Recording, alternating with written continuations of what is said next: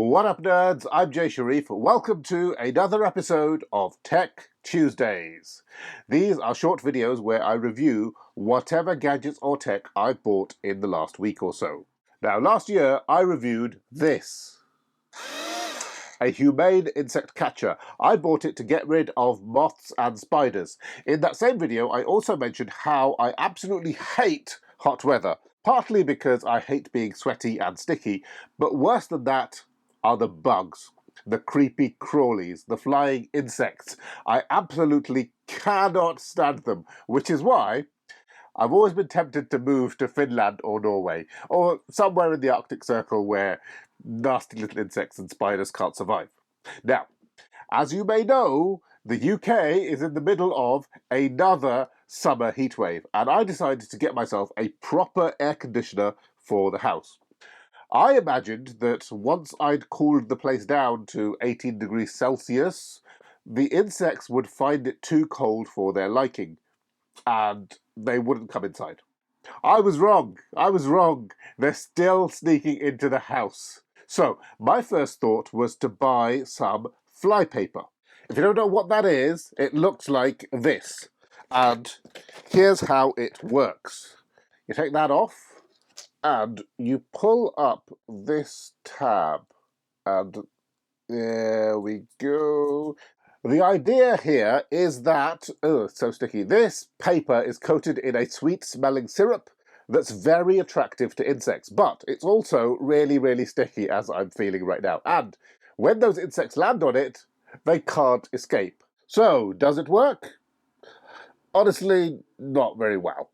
Here's one I put up a week ago, and I know for sure that it's very, very sticky. But right now, there is literally one tiny moth stuck to this, which is a pitiful return on my investment, because I know there have been dozens of insects buzzing around my house. So, the fact they weren't attracted to this flypaper suggests that it isn't doing its job of attracting insects. So, I came up with a new plan.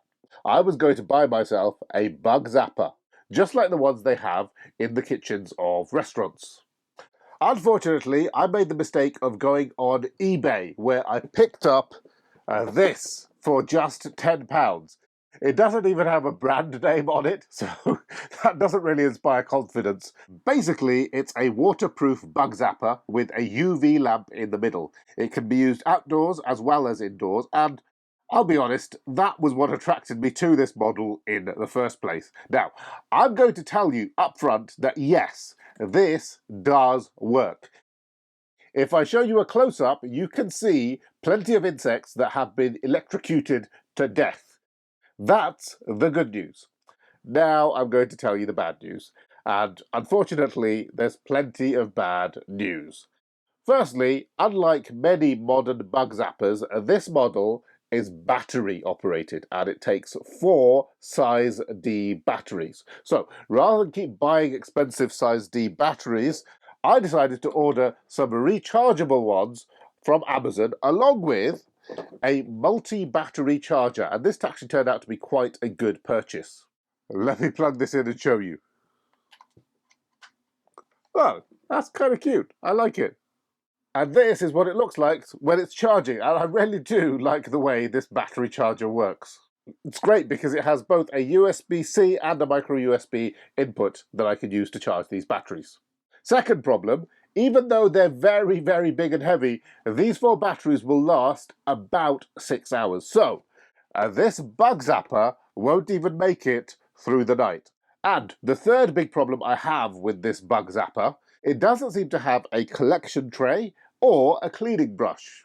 You see, when the insects get zapped, one of 3 things might happen. They might get cooked and stuck to the electric mesh inside, in which case it's useful to have a cleaning brush to get rid of them.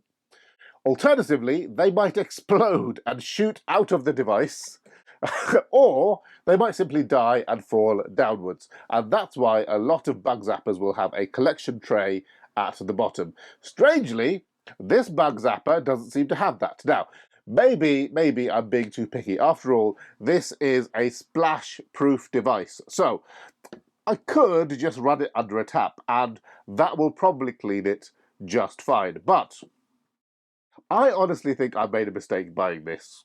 So, my consumer advice is this.